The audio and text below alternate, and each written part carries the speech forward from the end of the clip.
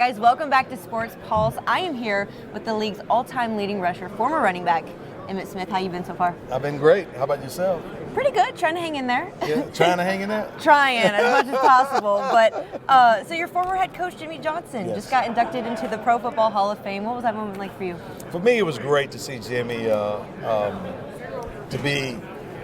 receive the honor, number one, but to see his response and his reaction, because Jimmy's never been known as an emotional kind of person, but I could tell that he has great appreciation and great admiration for what the Hall was able to do and how people perceived his work. Because at the end of the day, most of us don't know how people really appreciate our work until things like this actually happens. And so this right here to me was like Jimmy winning a national championship or a world championship all by himself. And well deserved too.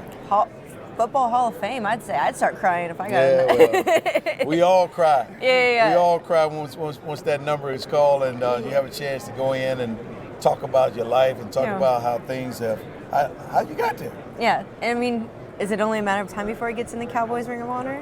It's probably it is the amount of time. Now that he's a Hall of Fame coach, oh yeah. Yeah. You've Tom got to. Landry's That's up what I'm saying. there. You've got Yeah, to. he'll be there. Yeah. He'll be And there. thinking about your time with Jimmy in Super Bowl, what do you remember most about your Super Bowl runs with him?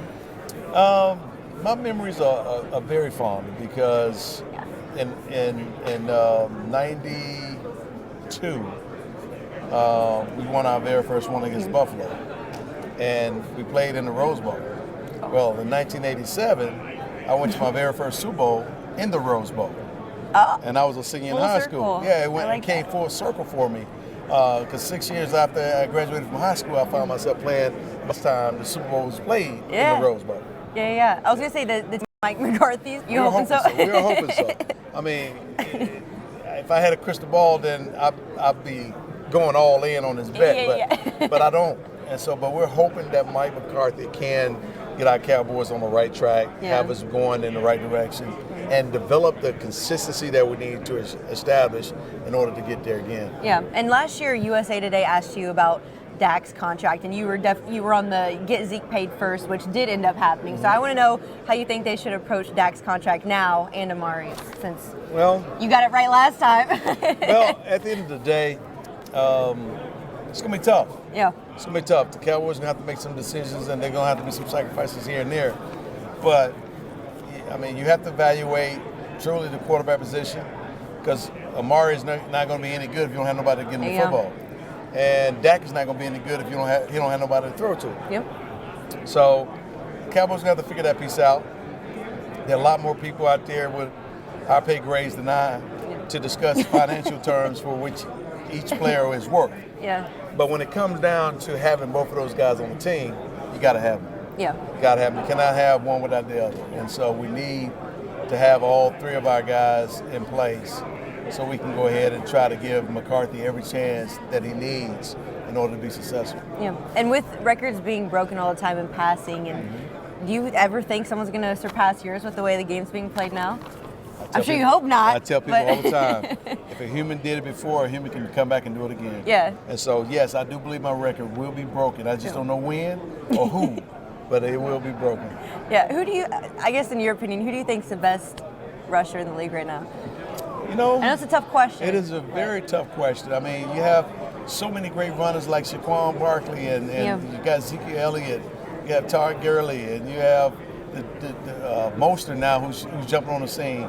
Then you also have the two kids out of Kansas City running the rock. Yeah. And then, I mean, you just have so many. You got Nick Chubbs, you got Sony Michel, you got a lot of different people that are running the rock and doing a very good job.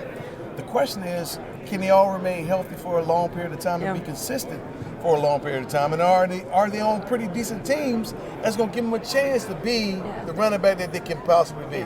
I don't know that.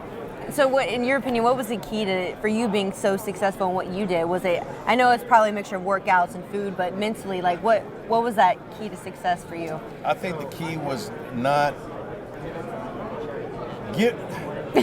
the key really was performing being good at what you do. Being good at what you do and performing at a level and to where you build so much confidence in the offensive coordinator to where they can't trust somebody else with the ball but you.